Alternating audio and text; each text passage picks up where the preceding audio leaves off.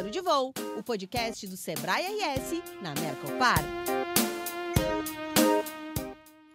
Olá, olá! Sejam todos bem-vindos e bem-vindas ao Plano de Voo na Mercopar, o podcast do Sebrae RS diretamente da maior feira de negócios e inovação industrial da América Latina. Eu sou a jornalista e empreendedora Alexandra Zanella e eu vou conduzir esse papo hoje. Lembrando, gente, que esse conteúdo é desenvolvido com a curadoria do Polo Sebrae de Indústria, projeto nacional capitaneado pelo Sebrae RS, que também é responsável pelo conteúdo da Mercopar. Você pode acessar esse videocast no Spotify do Plano de Voo e outros conteúdos exclusivos para a indústria na plataforma Mercopar e no YouTube.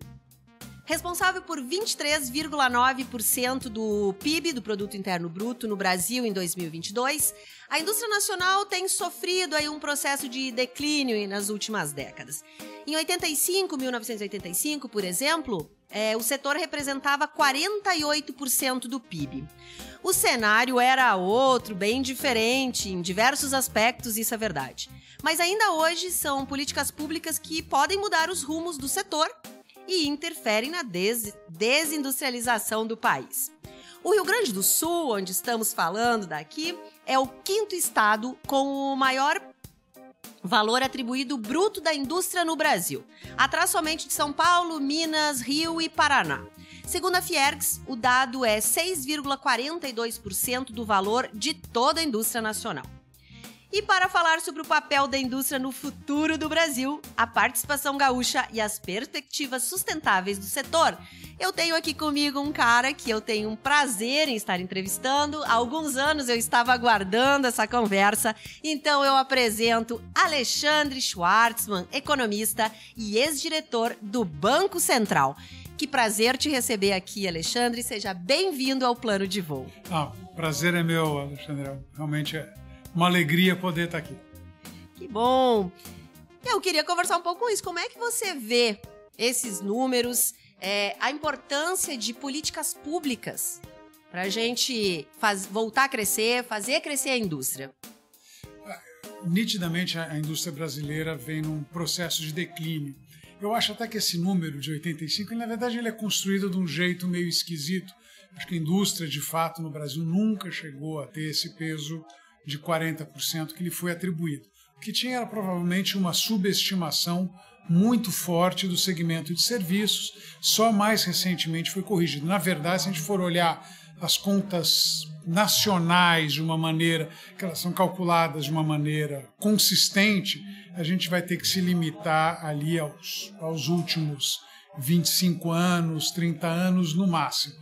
De qualquer forma, tem um declínio nessa história.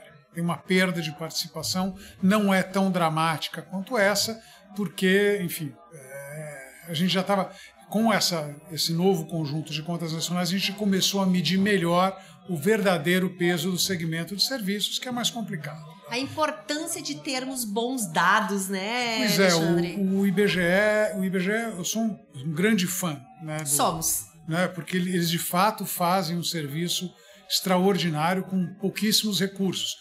De qualquer forma, se a gente for olhar, quer dizer, nos últimos 25 anos, mais ou menos, a gente tem dois momentos distintos no que diz respeito à indústria brasileira, em particular a indústria de transformação, porque o próprio dado do PIB inclui extrativa mineral, serviços industriais de utilidade pública, que são eletricidade e água, gás, esse tipo de coisa, e também a construção. Olhando o segmento de indústria de transformação propriamente dita, tem dois momentos quando a gente olha o Brasil relativamente ao mundo.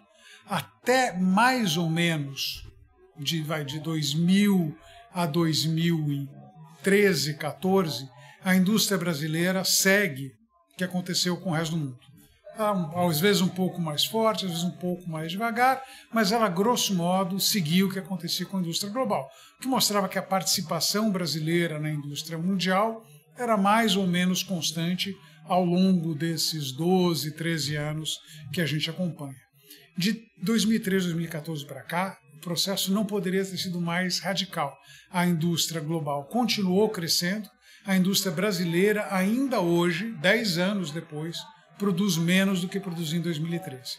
Tem alguma coisa profundamente equivocada, né, com a maneira com que políticas públicas foram adotadas. Tu arrisca aí onde está esse nó? Em dizer onde está esse nó? Eu arrisco, acho que... Arrisca com dados.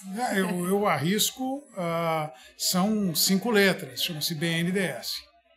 Né? A gente tem aqui, né, um dado que eu tenho aqui, inclusive, já que você trouxe, né, o BNDES para complementar. Em 2010, o BNDES chegou a destinar 79 bilhões. 2010. Em 2022, foram somente 19 bilhões. Na verdade, o BNDES cresceu até 2014. Né? Quer dizer, se a gente olha o montante de empréstimos do BNDES, né, ele tem um salto de 2009, 10 para 2014, 15. Né, um salto gigantesco. Basicamente, o BNDES passou a operar um orçamento paralelo. E a gente enfiou um caminhão de dinheiro numa série de coisas, né, que, a grande verdade, resultaram em muito pouco. Um exemplo claríssimo. A gente resolveu, em determinado momento, que iria reviver a indústria naval no Brasil. Né? Então, se destinou uma quantidade absurda de dinheiro. A gente financiou empresas como a Sete Brasil. Resultado dessa história toda, a gente literalmente jogou o dinheiro pelo ralo. E não é pouco. Não é pouco. E poderia ter ajudado muitas pequenas e médias, num volume que são nossas maiores, né, no Brasil. Nesse aspecto, tem um trabalho interessante que foi feito, dentre outras pessoas, por um amigo pessoal muito querido meu, que é o Samuel Pessoa, melhores economistas. Ele diz que não é economista, porque ele não pode falar que é economista, que ele é formado em física. Então ele diz que ele é um físico com doutorado em economia. Para mim, tá tudo bem. Ele é um dos melhores economistas, e ele do Brasil. E o trabalho dele, quer dizer, ele a gente compilou ali o que se tem de evidências acerca do BNDES. O que se descobre é que o dinheiro do BNDES, que foi para pequenas e médias empresas, ele funcionou bem. O dinheiro que foi para as grandes empresas, muito menos.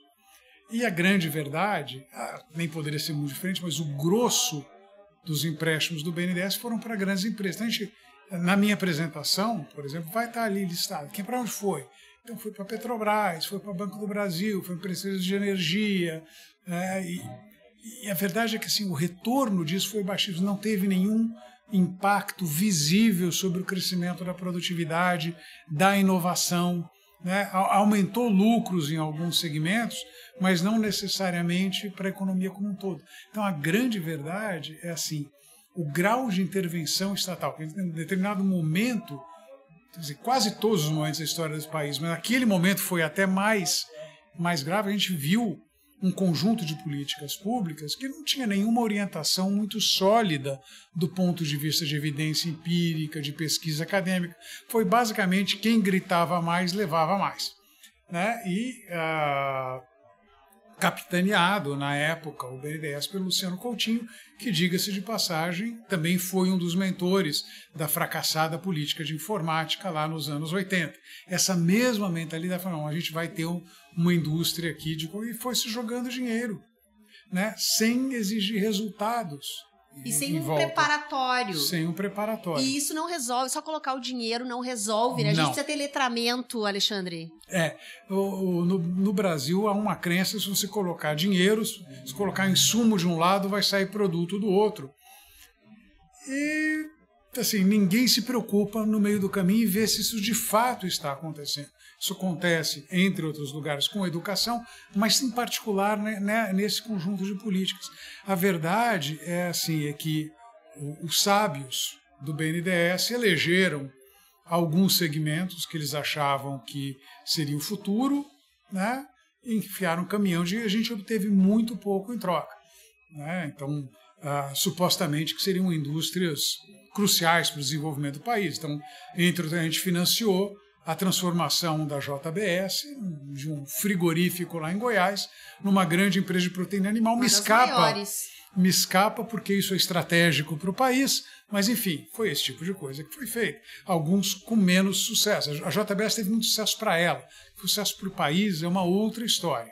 Né? Agora, a Sete Brasil foi um escândalo depois do outro. Indústria naval, jogou dinheiro fora. Então, quando a gente olha para isso daí, a gente fala, tem o problema de política industrial é que é muito difícil você evitar que, quando se coloca subsídio de alguma forma, recursos públicos, na história, que eles não sejam apropriados, não pelos segmentos que trariam maior benefício para o país, mas os segmentos que têm um peso político maior e que consigam, portanto, canalizar a renda da sociedade para si. O fato é que o crescimento da produtividade do segmento industrial nos últimos 12, 15 anos foi baixíssimo no conjunto da indústria, que isso engloba serviços de utilidade pública, extrativa mineral. Se a gente segmentar na parte da indústria de transformação, não houve crescimento de produtividade. Então, basicamente, acho que o grande problema do país, da indústria do país, está relacionado muito mais à capacidade de oferta, produtividade, do que a questão de demanda propriamente dita. Nunca faltou demanda. A indústria, se a gente for olhar para certos parâmetros, ela está operando perto dos seus limites de capacidade. E, no entanto, a gente não consegue crescer mais rápido. Temos aqui que provocar uma mudança de pensamento, então, para a gente fazer a economia retomar? Basicamente seria pensar em fazer políticas públicas que não envolvessem, que reduzissem o risco de apropriação por parte de atores bem posicionados junto ao poder público. Né? Colocar de uma forma mais explícita, que é uma forma bonitinha de falar, dos compadres, né? Então, basicamente evitar que os compadres tenham acesso a isso, porque eles têm, vamos dizer, proximidade com as pessoas que tomam decisão. A gente viu isso. Sim. Hoje em dia saiu... Televisionado. Caiu de moda falar da Lava Jato, mas a grande verdade, exageros à parte, ela revelou como funciona esse negócio. Né? E a gente viu que, basicamente, um grande esquema de corrupção, né? E que isso daí acaba tendo, obviamente enriquece quem está no esquema, mas o país como um todo sai empobrecido. Então, esse tipo de coisa, e não precisa ser necessariamente corrupção, pode ser simplesmente uma má alocação, má distribuição desses recursos. A gente coloca para segmentos que a gente, por um motivo X, acredita ser estratégico, está errado, e a gente deixa de colocar em segmentos que poderiam ter resultados muito melhores. Então, envolve ampliar em muito grau de transparência de como isso é tomado, né, de como esses recursos são direcionados, né, e, enfim, de preferência afastando o Estado e o poder público disso, deixando uma forma mais transparente, mais democrática de lidar com esses recursos. Super importante isso. É preciso democratizar para que a gente faça todas essas empresas que têm mais dificuldade em acessar fundos consigam acessar. Bom, mas já falamos um pouquinho do passado aí, né? Fizemos uma análise especial, mas hoje tu estás aqui na Mercopar para falar do papel do Brasil no futuro, né? Das indústrias. Sim, eu acho que a gente tem uma vantagem extraordinária que até o momento me parece pouco explorada, né? Que é a questão energética. Eu vou trazer também esses dados na minha apresentação. Assim, a matriz energética brasileira é muito distinta da mundial. Em particular, hoje, quando a gente está preocupado com a questão de pegada de carbono, enfim, toda a questão ambiental. ESG, que é o tema desta edição. A matriz energética brasileira é infinitamente mais limpa do que a do resto do mundo. E os dados, basicamente, não é nem a questão de ser renovável, porque um pedaço dela, vamos dizer, quando eu estou olhando a questão de pegada de carbono, você obviamente tem energias que são renováveis, mas tem ainda assim alguma pegada de carbono. Então, por exemplo, a parte de biocombustíveis não é uma coisa que eu acho, de qualquer forma, renovável, ela é importante, quer dizer, isso também é uma vantagem, mas olhando exclusivamente para a questão do carbono, o Brasil é um país que a geração de energia gera muito menos como subproduto carbono e, portanto, aquecimento global. Esse deveria ser o caminho que a gente deveria explorar. Largamos na frente, tendo essa potencialidade. Na frente, e a gente tem grandes conceitos. Então, obviamente, a gente hoje enfrenta limitações para a expansão da energia hidrelétrica. Questão ambiental também, mas tem outras, quer dizer, a questão solar, que está se tornando competitiva, eólica, etc., começando a ganhar peso na matriz energética brasileira. E se a gente fosse buscar acordos de integração comercial, a gente está discutindo há anos um acordo com a União Europeia, tem toda essa briga exatamente na questão ambiental, uma ficha importante para o Brasil na busca de uma integração maior é basicamente apresentar. O Brasil tem uma matriz energética muito mais limpa do que o resto do mundo. Isso deveria ser um negócio absolutamente fundamental hoje. Nosso potinho de ouro. Se você quer atrair de fato segmentos industriais aqui, parte da história é essa. Não é tudo. Né? A gente tem que reconhecer, o clima de negócios no país continua ruim. A questão tributária é um inferno. A gente está, eu não diria completamente desperdiçando a oportunidade, porque a reforma tributária que está sendo gestada provavelmente vai produzir uma coisa melhor do que a gente tem hoje. Porque ela vai ser boa? Não, porque o que a gente tem hoje é tão ruim que virtualmente qualquer coisa é melhor. Mas assim, perto daquilo que foi originalmente proposto, e o que está saindo do Congresso, a gente está deixando, né, muita coisa boa ao longo do caminho. Dentre elas, a questão do reequilíbrio de carga tributária entre o segmento industrial e o segmento de serviços. Eu sei que o segmento de serviços não está vendo a menor graça nisso. Eu vou te falar uma coisa, eu sou do segmento de serviço. Eu olho para a minha carga tributária, bom, tudo bem, eu sou uma empresa muito pequenininha, né, mas assim, ela é baixíssima. Ela é baixíssima. Eu não pago ICMS. Eu pago PIS, COFINS, obviamente imposto de renda, mas assim, pensando nos impostos sobre indiretos, não pago ICMS, eu pago ISS. Que é baixo. É baixo. Eu reclamo sempre, mas é baixo. Ok. É baixo. Né? Eu pago 5% de ICMS, de ISS, né? Mais um tanto lá de. Acho que é padrão, não sei se é padrão, mas acho que é um percentual meio geral, né? Eu sou lucro presumido, etc. Mas, enfim, e uma empresa industrial vai pagar uma carga tributária muito maior. Né? E aí isso, obviamente, desequilibra, né, e não colabora no sentido de tornar a indústria brasileira, né, competitiva do ponto de vista global. Então, a gente não é só a matriz é um ponto importante de partida, a gente tem que complementar isso com a criação de um clima de negócio que seja atraente para o negócio em geral, sem dúvida, mas em particular reduzindo a carga e a complexidade da tributação sobre o setor industrial. Uma empresa brasileira de porte médio gasta o equivalente a 2.400, 2.500 homens-hora ano para a tarefa de pagar imposto. Né? Não pode ser assim. Né? Não, a OCDE não é nem 10% disso. Então, é um negócio que a gente literalmente, são também recursos que estão sendo jogados pela janela. São pessoas qualificadas que estão dedicadas a uma tarefa que, no final das contas, não produz nada para o país. É basicamente ali uma disputa com a Receita Federal, com as receitas estaduais. A gente tem um contencioso tributário no país que está se aproximando de 75% do PIB. Isso daí drena a energia e particularmente do segmento industrial, porque ele justamente é o mais tributado. Então, a resolver o nó tributário no país é um passo importante para que a indústria possa ter um futuro melhor.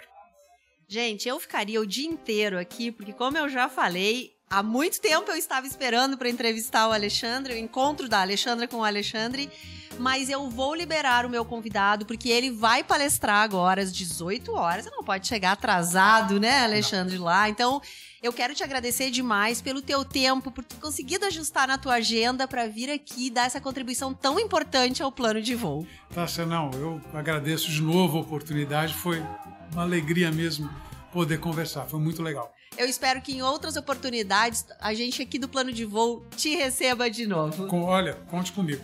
Maravilhoso. E agradecer a vocês também que nos acompanharam até agora. Você sabe que pode acompanhar esse e outros conteúdos para a indústria no Spotify, basta procurar por Plano de Voo, na plataforma Mercopar e no YouTube. A indústria vive o ano todo, a Mercopar nunca para. Acesse e siga fazendo seus negócios. Lembrando que este conteúdo foi desenvolvido com a curadoria do Polo Sebrae de Indústrias. Um abraço carinhoso e até o próximo episódio.